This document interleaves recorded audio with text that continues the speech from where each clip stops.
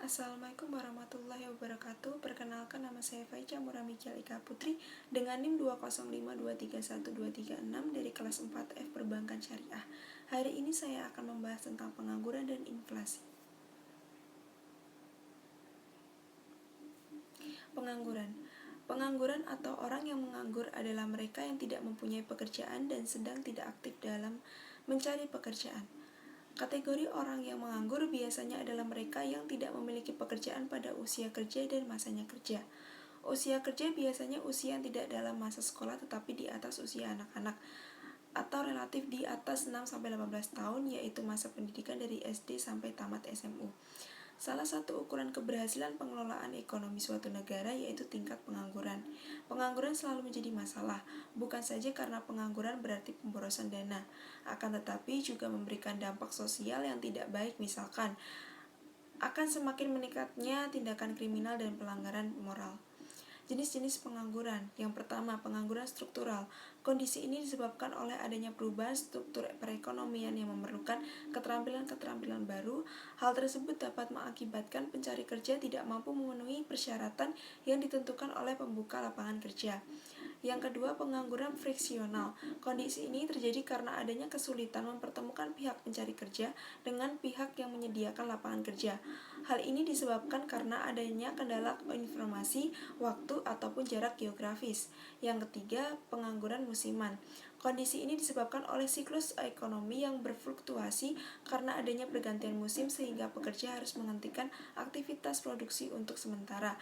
Biasanya terjadi pada bidang pertanian, perikanan seperti petani dan nelayan. Yang ketiga, pengangguran konjungtur. Pengangguran yang berkaitan dengan naik turunnya perekonomian suatu negara, misalnya saat terjadi resesi atau depresi yang menyebabkan pemberi kerja memutuskan hubungan kerja kepada pekerjanya. Selama terjadi kemunduran di suatu negara tentu, akan berakibat pada daya beli masyarakat yang turun.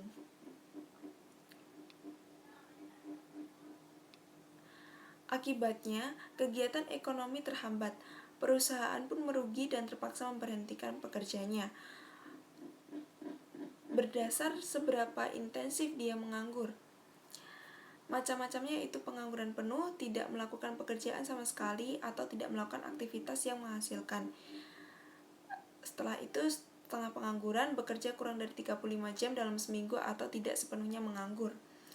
Lalu penganggur terselubung seperti bekerja untuk mendapatkan upah tetapi pekerjaan yang dilakukannya tidak produktif. Penyebab pengangguran yaitu banyaknya jumlah tenaga kerja tidak sebanding dengan kesempatan atau lapangan kerja.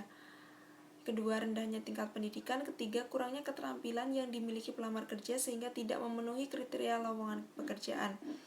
Kemajuan teknologi yang pada akhirnya dapat menggantikan tenaga kerja manusia. Upaya mengatasi pengangguran, memperluas lapangan kerja dengan cara meningkatkan ekspor, mendorong ekspor, menyediakan sarana dan prasarana SIK, memperluas produksi, menggiatkan program padat karya, mengurangi urbanisasi agar penyebaran tenaga kerja seimbang dan mengurangi pengangguran di kota besar. Selanjutnya, memperbaiki mutu pendidikan agar masyarakat memiliki tingkat pendidikan yang setara dan untuk memberikan keseimbangan antara dunia kerja dan dunia pekerjaan.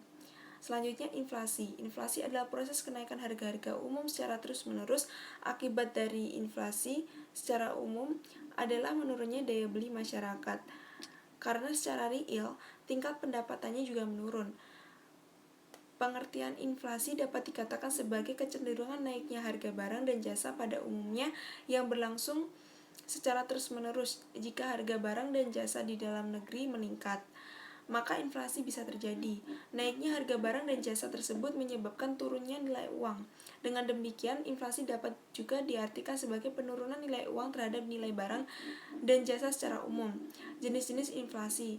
Yang pertama, inflasi ringan tidak terlalu berpengaruh terhadap keadaan perekonomian suatu negara karena harga barang atau jasa hanya mengalami kenaikan secara umum. Kenaikan harga pada inflasi ringan adalah di bawah 10% per tahun. Inflasi sedang. Inflasi sedang dapat mempengaruhi kegiatan ekonomi karena dapat menurunkan kesejahteraan masyarakat yang berpenghasilan tetap. Rata-rata kenaikan harga inflasi berkisar antara 10-30% per tahun. Yang ketiga, inflasi berat. Yang satu ini dapat mengganggu perekonomian karena masyarakat tidak mau lagi menabung di bank. Hal ini dikarenakan suku bunga bank jauh lebih rendah dari laju inflasi. Kenaikan harga pada saat inflasi tinggi bervariasi antara 30% dan 100% per tahun.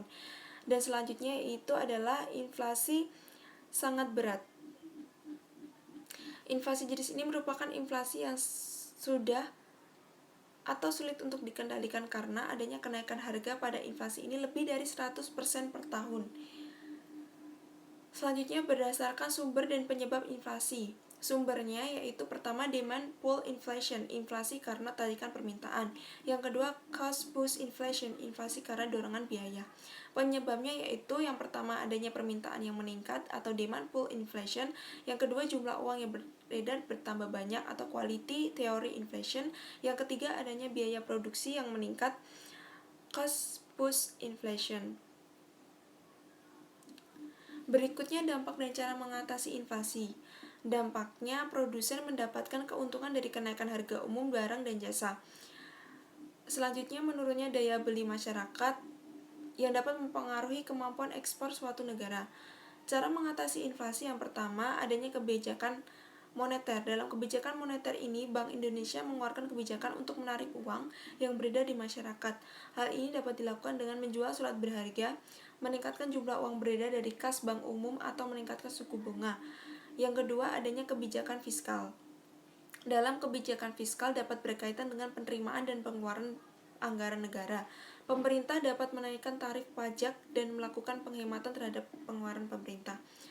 Kebijakan lainnya, selain kebijakan moneter dan fiskal, inflasi juga dapat dikelola dengan meningkatkan produksi, mempermudah impor barang impor, menstabilkan pendapatan atau tingkat upah, menetapkan harga maksimum, serta melakukan pengawasan dan distribusi barang.